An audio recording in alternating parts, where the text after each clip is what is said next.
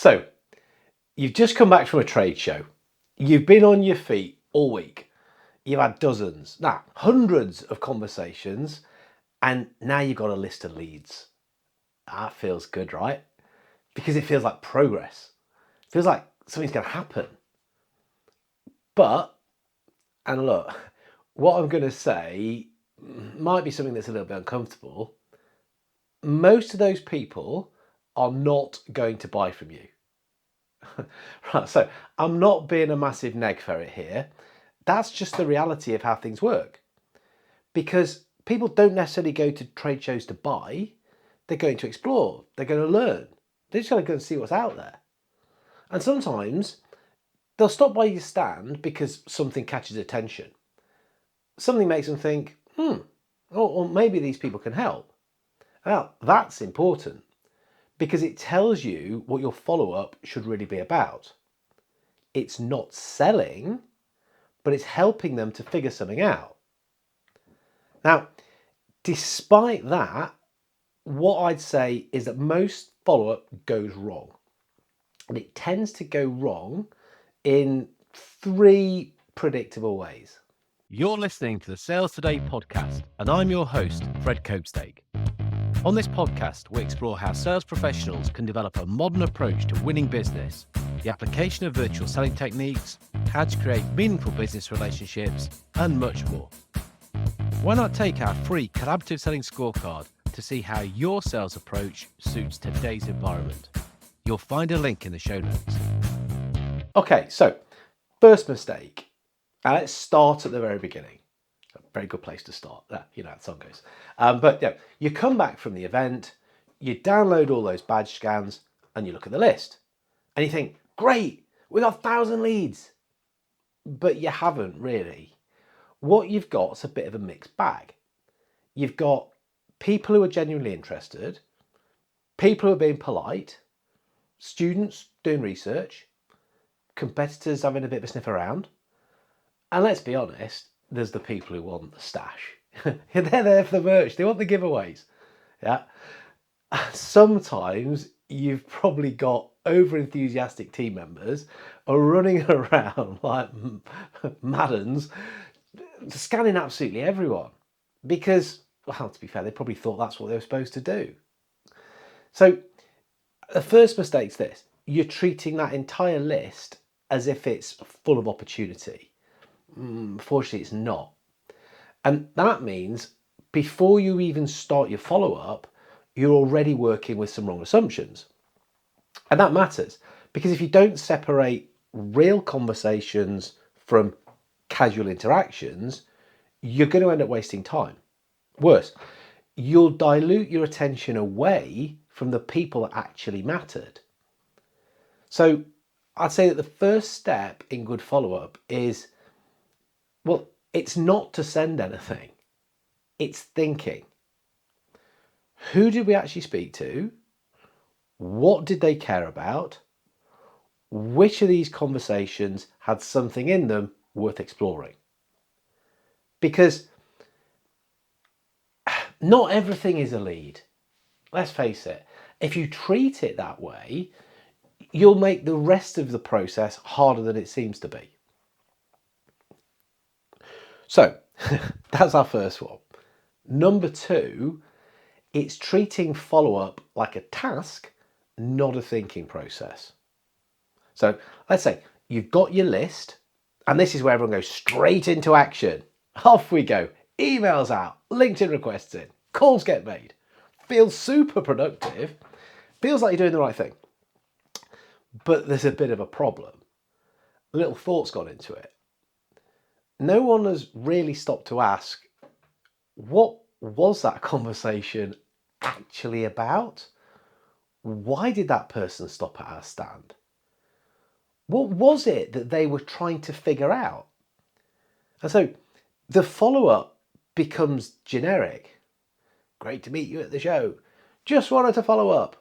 Let me know if you like a demo. The buyer looks at it and ignores it because it feels like it was sent to hundreds of other people, which it was. And look, and this is where the opportunity gets lost. Not because the person wasn't interested, but because the follow-up didn't really reflect any understanding. It didn't really show you were listening. It didn't move the conversation forward. It just tried to kickstart it again. And so, yeah, that's the second mistake. Treating follow-up like a job to get done instead of a moment to think. And good follow-up isn't always about speed. And I know that goes against the grain in a lot of what people say. But I would slow down to speed up to make it about relevance. Make it relevant. It's about picking up where the conversation left off. It's help the other person take that next step in their thinking. So there's two mistakes. The third one, this is about going in too hard too soon. Let's say I'll give you, you've done the first two parts well. You have identified the right people. You've thought about the conversation. So you reach out, all well and good. And then that's where this third mistake happens. Too hard, too soon. You offer presentation, a demo, a walkthrough, which all kind of makes sense because that's what they're doing, isn't it? But the reality is they're not ready for that. They haven't gone from, that's interesting, to I'm ready to buy in the space of a couple of days. What they are ready for is a conversation, chance to explore the idea a bit further, make sense of what they saw, understand whether it is relevant to them. And this is where that original thought really matters. They probably don't want to buy something they've seen. What they probably do want to talk to is that person who can help them figure something out. That changes everything, because your role in that moment is not to present. It's to collaborate, to ask questions, explore that situation, help them to think. Salesperson as sense maker is probably one of the most important things in selling at the moment. Yeah, we're there to support decisions. If you skip that, if you jump straight into telling mode, you're going to lose them. Not necessarily because they weren't interested, but you were moving faster than they were ready for. So when you look at this as a whole, most follow-up is poor because it comes down to three things. You start with the wrong assumption about your leads. You move too quickly into activity without thinking. Then when you do engage, you push too hard too early. And none of that really is about effort. In fact, most teams are working hard. They're doing what they believe is the right thing, but they're missing that subtle shift. A subtle shift from selling to helping people make sense of something. So if you've got a list sitting from a recent event, before you send anything, pause, take a moment, take a breath. Ask yourself, who actually matters here? What were they trying to figure out?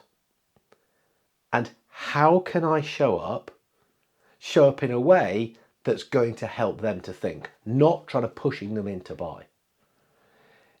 If you get that right, your follow-up kind of won't feel like follow-up. It just feels like a continuation of the conversation. And that's where things really start to move.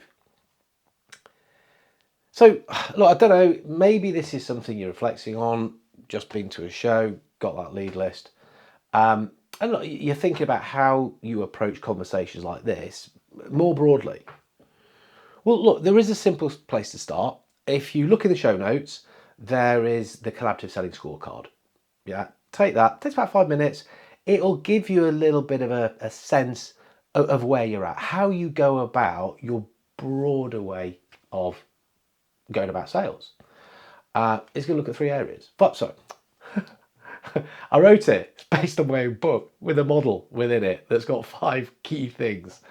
3 areas, idiot. What are those areas? Yeah, validate, align, leverage, underpin, and evolve. So this is all about having the right opportunities, doing the right research, having the right conversation to put together the right solution to drive the right outcomes. Those right outcomes are what people actually buy. And so actually that should be informing what our right opportunities are. So if you want to refine your approach, just bear that in mind, have a little look, you'll find it in the description. Thank you for listening to the Sales Today podcast with me, your host, Fred Copestake. I hope you've enjoyed what you heard today. If you did, please get in touch and hit subscribe. And remember, you can take the Collaborative Selling Scorecard for free to check out how your sales approach works in today's environment. You'll find it in the show notes.